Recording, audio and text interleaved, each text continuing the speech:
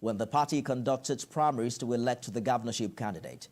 One of the aspirants screened today, Olugbenga Edema, joins me live from our Abuja studio. Mr. Edema, thank you for joining us on the program this evening. You were number 4 on the schedule of aspirants' appearance at the screening today. How did it go? Well, thank you for having me here and giving me the opportunity to also talk to our people. The interview went well, the screening went well, and I'm sure the people did their job professionally. So I have no doubt in my mind that the outcome will be fine. Do you want to tell us what questions were asked? Usually I don't know what others were asked, but I know that I was asked, one, what I will do differently for my people in Ondo State. And thank God I had already put this one in a codified form in my manifesto. And I beat my chest to say I'm the only of the aspirants who have done so, who have put all I think I want to do for the people of Ondo State in one single document. So it was far easier for me to distribute the document amongst the panelists and to also tell them about my own antecedent, how I joined party politics in 1990, 1991, 92, how I participated as a delegate to the SDP Just Convention in 1993, where we elected Basharon MK Abiola as the candidate of the party, what struggle I did participated in the June 12 crisis until Sonny Abacha drove us away in November 17, 1993, how I came back again in 1999, joined PDP, from PDP to Labour Party, up to the time I joined APC in 2014 when the party was at its formation stage, and as a sitting member of the Ondo State House of Assembly at that time. And also that I was, apart from being a member of the Ondo State House of Assembly, I was also the chairman of OSOPADEC and later a member of the NDDC board. So they asked me and I also told them what I wanted to do differently, which already is coded in my manifesto. I asked for the questions, but you gave me the answers you gave. It's a smart way to campaign, but it's not campaign time yet. So do you think that... You asked me what had transpired. What transpired? So I'm only reporting what transpired at the panel, before the panel. Absolutely. I concur that it's a smart way to answer the question, no doubt. But do you think this screening has anything to do with pruning down the number? Prior to this time, there was a vetting or document vetting committee. And I'm sure they have looked at all our documents and they are convinced that we are all eminently qualified to contest. So I don't see what the screening committee would do differently. So I'm convinced that they are relying on the information or the report that will have been given to them by the screening or the vetting committee of the party. But at 16, do you think the number of aspirants is on the high side? No. You see, in 2016 or thereabout, when the late governor, Akeredolu, emerged as the candidate of the party, I'm sure they had more than 20-something aspirants. Even in our local government alone, they have more than 7 aspirants, yet he still emerged among the lot. So the more the merrier, because sometimes too, the people must be given the opportunity of being able to assess the aspirants and find which one has the best pedigree and means well for the people. It's like a beauty contest or a pageant. If you don't participate, if you don't obtain form, you will only have to choose from among the lots. So who knows? If we are not as much as this, the people will not have the option of choice. So I think it's good enough for the competition and for our polity. Let me take you back to the clearance exercise which preceded the screening today. The vetting committee did say that Governor Lucky Aiyedatiwa did not forge his WAEC certificate as you earlier alleged. How do you react to this? Maybe I should put the past clear. I did not allege that he forged his WAEC certificate. I said the police did the report, and in that report, we were told by the police report that the school, Ikosi High School, was founded in 1980. And that in his record, he said he did his May-June WAEC in that same school in 1982.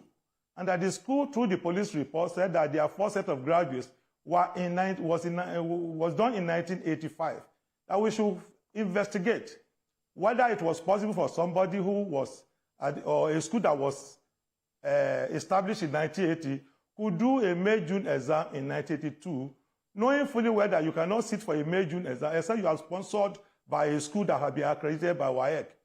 And the screening committee that they have investigated that, they came out with their findings So I'm not in a position to, I'm not a police that wrote the report. I always said it stands for reason that if a school was established in 1980, there's no way somebody will have been sponsored to do WAEC in that school in 1982, knowing fully well that it's not an external exam.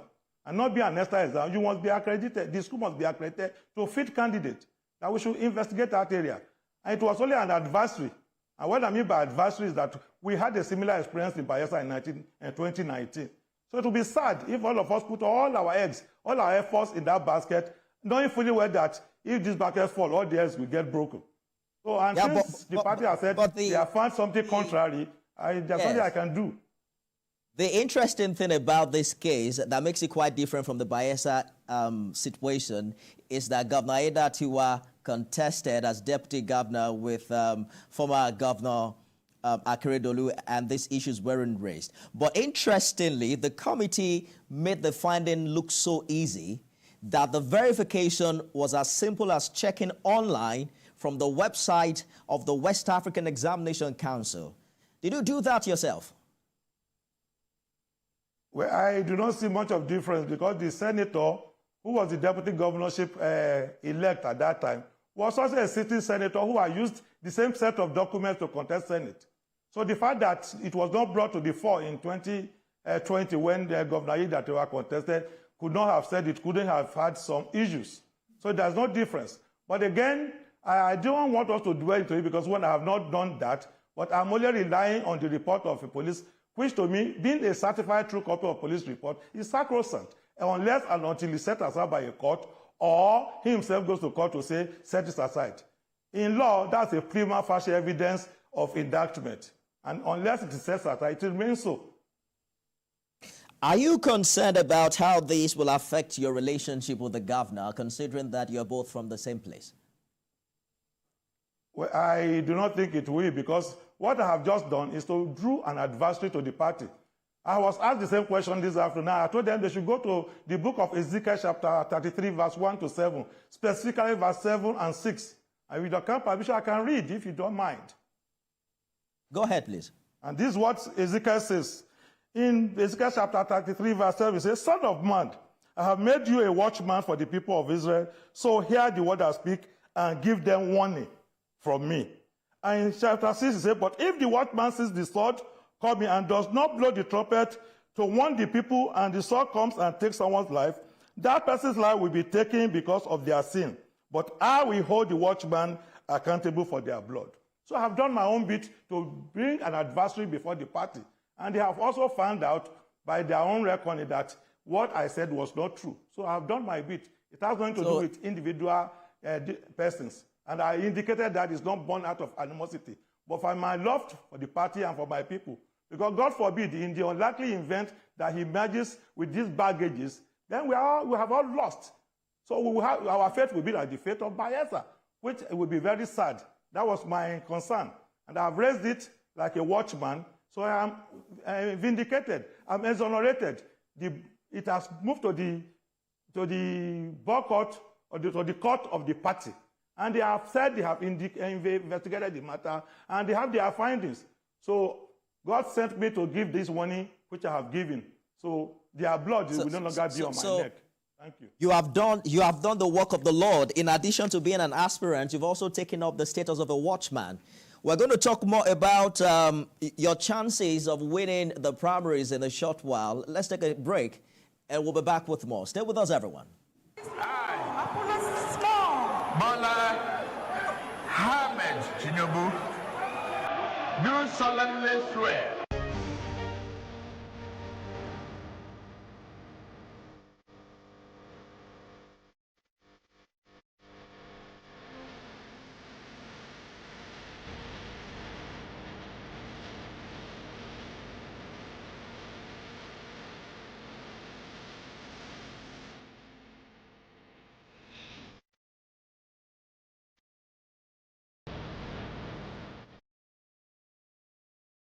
Olugbenga Edema is one of the 16 aspirants jostling for the APC ticket in the Ondo State governorship election. I had a guest yesterday who mentioned that he may be number 17 because he got his form on the 2 extra days given to get that particular form. We'll see how that play out in the coming days.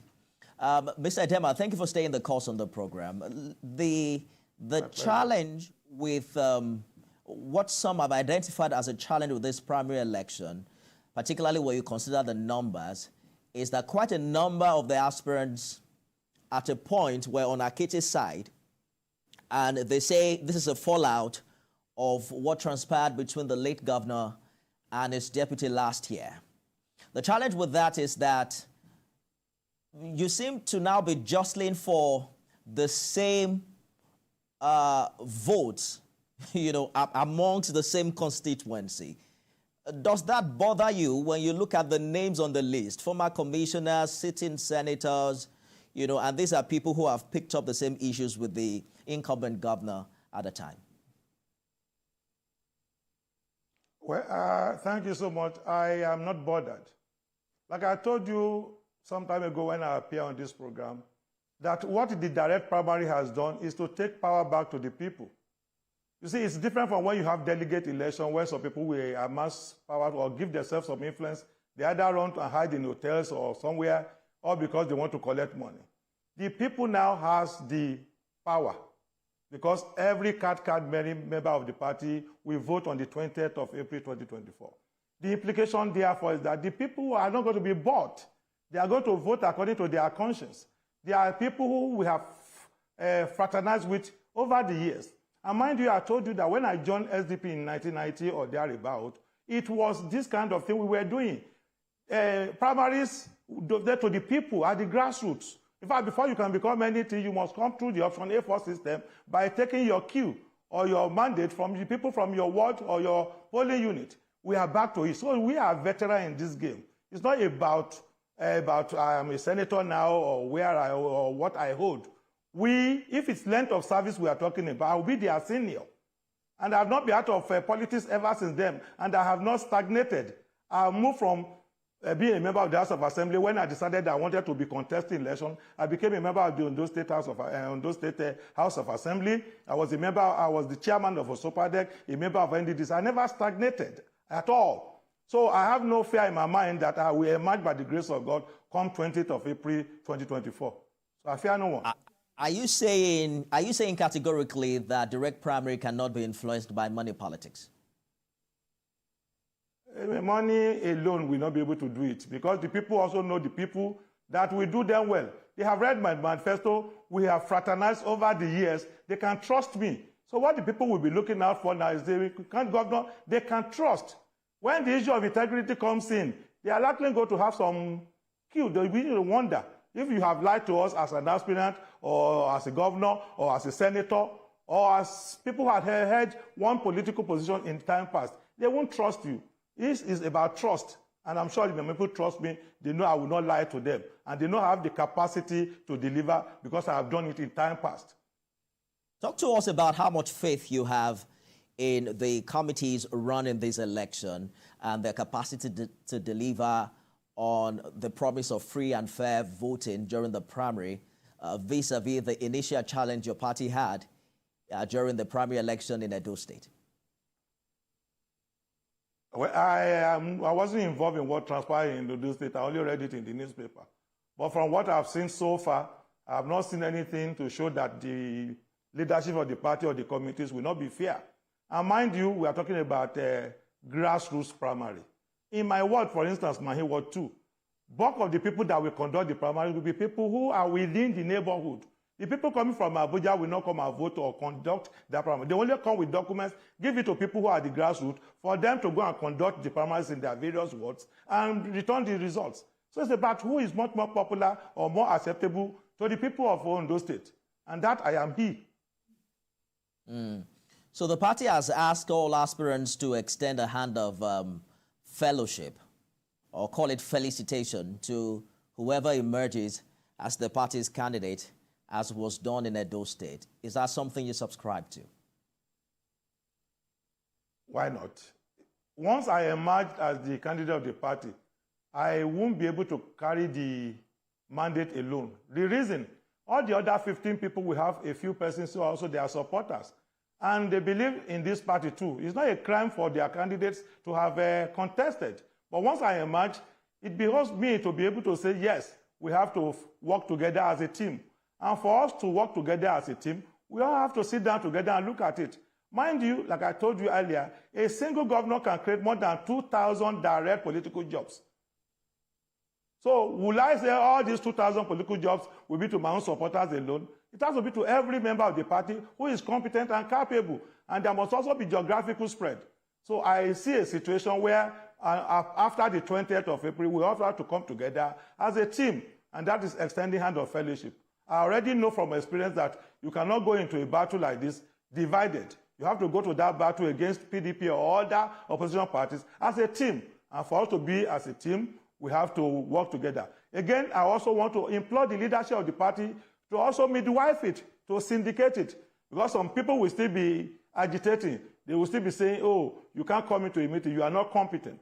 So, but I hope the leadership of the party also knows that it's not possible for one man to go to the election, or the party to go to the election divided. So it's not a difficult thing for us to achieve. I understand your optimism when you say, when I emerge. But the scenario of this question is painting a scenario where you don't emerge. Honorable Edema, can you hear me? Myself don't emerge. No. You said, suppose I don't emerge. I'm saying the appeal of the party is actually making reference to situations where you don't emerge. And that's what the question is about. For instance, if I don't emerge, I abide by the decision of the party, absolutely. In the unlikely event that I don't emerge, I abide by the decision of the party, absolutely. Nobody is above the party. The party is supreme. You mean even if the governor emerges? I don't have a choice. It doesn't matter who emerges. Once it's from a fair primary, and the party believes that that is the candidate they want to pick, because the party can only pick candidate through any of the four options we have: affirmation, consensus, direct primaries, or indirect primaries. So the party leadership will come into it, and now the party leadership says we want direct primaries. There will still be a direct primary. There could be rancors out of it, but the party leadership is in a position to solve this rancor. So in the unlikely event that somebody else emerges outside of Olugbenga Edema, I won't have a choice but to abide by the decision of the party. You know, the concern for watchers of events in Ondo, particularly for the 16 or rather 15 aspirants, is the fact that you are contesting against an incumbent governor. Is that something you consider an Herculean task, to be able to get the ticket before him? I've told you the beauty of a direct primary is that it's a function of the general people voting and whether they trust you as an aspirant or to be the candidate of the party or to be the next governor. I have seen cases of where incumbent governors lose election. In Anambra State, Mbadiju was the incumbent in PDP. He was not given a second-term ticket. I've seen a situation in Lagos State. Ambode was the incumbent governor. He lost the primary. So there's nothing new about an incumbent losing the primary. We have done our homework, and we are sure that we have the confidence of the people to be able to deliver and to win come 20th of April 2024. So I have no fear in my mind. So it's not a thing I contemplate that I will lose. The governor have now spent about 80 days in office, if my counting is right. What's your opinion about his performance? Unfortunately, I'm not in a position to assess him. And the reason is that before you can say you want to assess somebody, there must be a timeline. 80 days for me is too short to determine whether the man is doing well. He's just assembling his team, for instance. In fact, only this morning, I understand he inaugurated some new commissioners. So can he do the job alone? He can't. So he's just assembling his team. So let us give him time. 6 months down the line, we can begin to assess whether he's doing well or not. But he was deputy governor all this while. He can't be assessed by that too? A deputy governor is in the shadow. So you can't assess a deputy governor. Only the people can determine whether a deputy governor is doing well. It's his principal. Unfortunately, that principal is no longer allowed to be able to say he did well or did not do well. And there are parameters by which you also assess deputy governors in this climb. One, they talk about loyalty. So the capacity to do certain things are not brought to the fore. So was he loyal to his principal? Only his principal can know whether he was loyal or not. So I'm not in a position to assess him using all the parameters that it could be used. But as a sitting governor, we can use different parameters now. But it's still too short to do so because he's just assembling his team. So let's give him 3 more months ahead, and we begin to know, okay, in 6 months, this is what he ought to have achieved. Has he achieved it, yes or no? Then I'll be able to assess. You probably don't think he was loyal as deputy governor, Mr. Edema. I'm not in a position to know, sir, because he didn't work with me. All right. Olugbenga Edema, APC aspirant for the Ondo State governorship election. Thank you so much for talking to us, and we wish you all the best. It's my pleasure. Thank you. Thank you so much. That's our program today, everyone. You can watch it again at midnight and at 6 a.m. tomorrow. I am Nifemi Oguntoye. I'll be back at 7 with the news at 7.